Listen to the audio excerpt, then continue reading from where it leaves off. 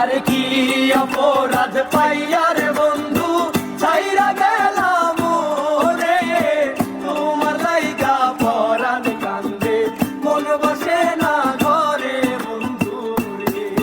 আরে কি অপরাধ পাইয়া রে বন্ধু ছাইরা গেলাম রে, তোমার লাইগা পরাণ কান্দে মন বসে না ঘরে বন্ধু রে।